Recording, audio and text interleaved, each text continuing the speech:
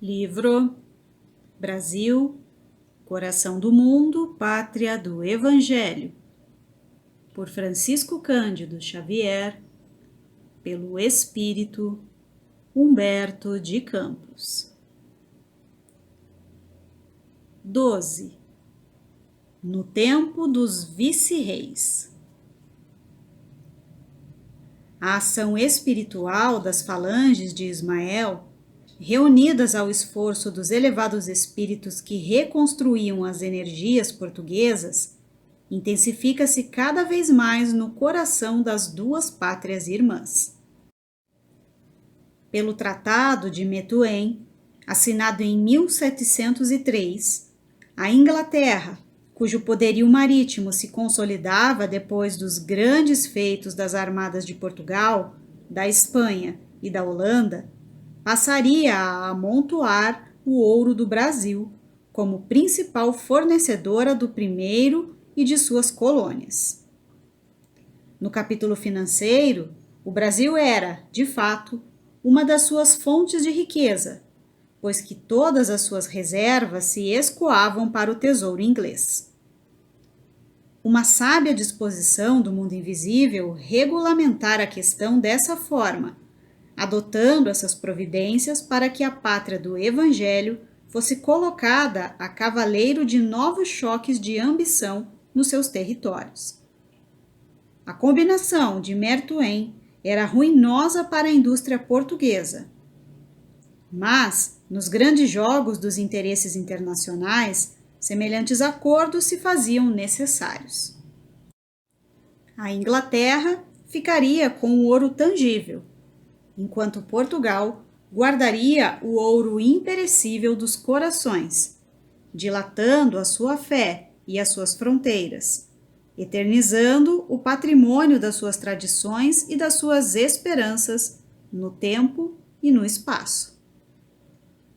Nessa época, o Rio de Janeiro já eclipsava todas as cidades do Brasil.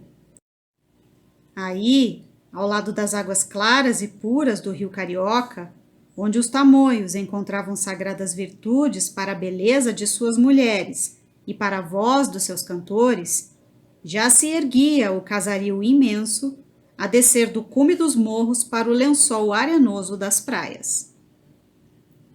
Aí, sob o céu azul que cobre a paisagem tranquila, os governadores podem fazer, com serenidade imperturbável, seus longos expedientes para a metrópole, e os padres podem rezar beatificamente nos seus breviários, entre as paredes coloniais do convento de Santo Antônio.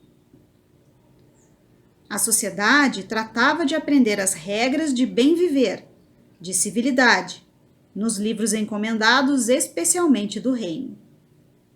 Ao entardecer, não se cuidava de outra coisa que não fosse a iluminação dos oratórios das esquinas, únicos pontos onde, às vezes, se concentravam alguns transeuntes retardatários, que afrontavam sem receio os capoeiras ocultos no silêncio das ruas ermas.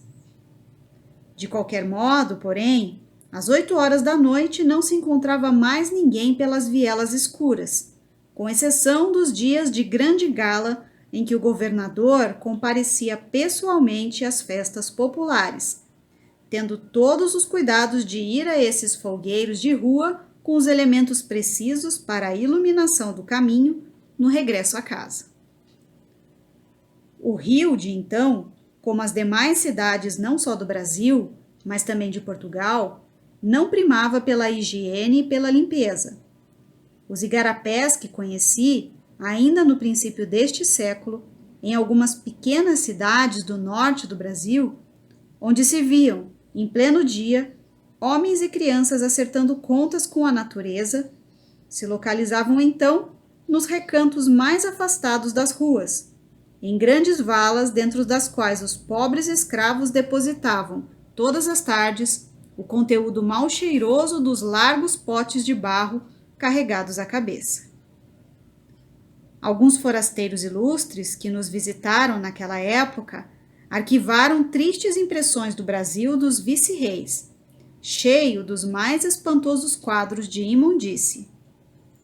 Todavia, um dos espetáculos mais dolorosos e comovedores, ofereciam-no os mercados de escravos, como o do Valongo, onde os miseráveis se amontoavam aos magotes, esperando o comprador que lhes examinava os pulsos e os dentes, selecionando os mais fortes para os duros trabalhos das fazendas. Ali encontravam-se representantes dos negros de Guiné, de Cabinda e de Benguela, que eram separados dos pais e das mães, dos irmãos e dos filhos, nos sucessivos martirológios da raça negra, na qual os próprios padres de Portugal não vinham irmãos em humanidade, mas os amaldiçoados descendentes de Cã. Até há pouco tempo podia-se ver na Luanda a cadeira de pedra do bispo, de onde um prelado português abençoava os navios negreiros, prontos para se fazerem ao mar largo com a pesada carga de desgraçados cativos. A bênção religiosa visava conservá-los vivos até os portos de destino, a fim de que os mais fartos lucros compensassem o trabalho dos hediondos mercadores. Estes últimos, no entanto, além da bênção, adotavam outras precauções, amontoando os desditosos africanos nos porões infectos, onde viajavam como animais ferozes, trancafiados na prisão, para que não vissem pela última vez os horizontes do berço ingrato em que haviam nascido, vacinando-se contra as dores supremas da desesperação que os arrastaria para os abismos do oceano. Ismael, com as suas hostes do mundo invisível, consegue harmonizar lentamente os interesses espirituais de quantos se haviam estabelecido na pátria do cruzeiro. Sob a sua inspiração, a Igreja torna-se a protetora necessária da mentalidade infantil daquela época. Os templos da colônia abrem as portas para todos os infelizes e para todos os tristes. Os reinóis organizam festanças periódicas, missas e procissões da fé, bem como folganças profanas, quais as da Serração da Velha. Sob as vistas condescendentes da Igreja, os mensageiros do espaço se fazem sentir mais fortemente junto dos senhores, amenizando a situação amargurada dos míseros cativos. Sob as suas influências indiretas, organizam-se correntes de filantropia do mais elevado alcance.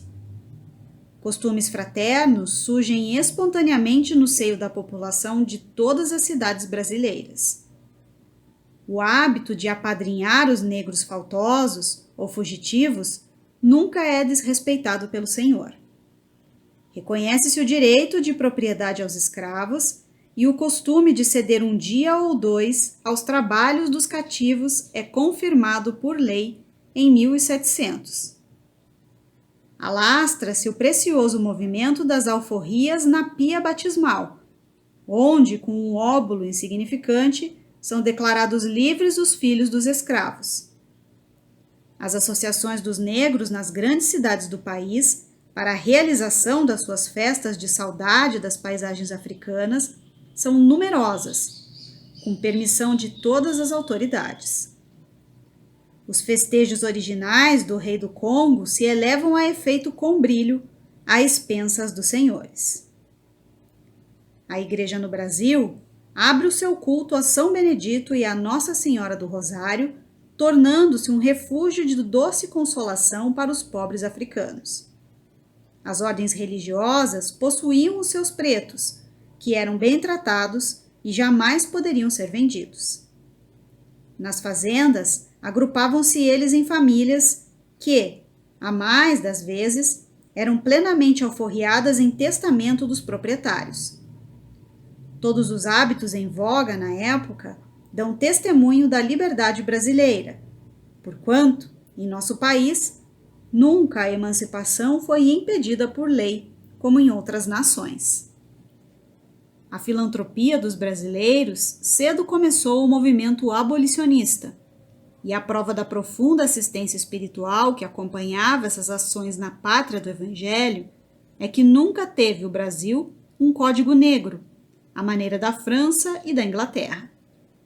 E a verdade espiritual, que paira acima das considerações de todos os historiadores, é que Ismael preparou aqui a oficina da fraternidade, onde os negros incompreendidos vinham erguer a pátria da sua descendência.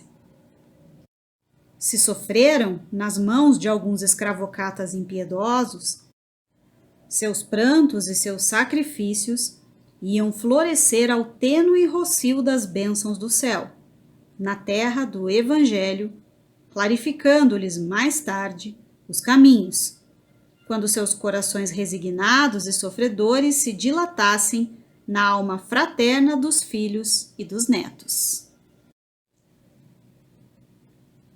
Notas: Valongo, cidade portuguesa no distrito do Porto. Cã, personagem bíblico, segundo filho de Noé, amaldiçoado na sua descendência, os camitas, pela irreverência em relação ao pai.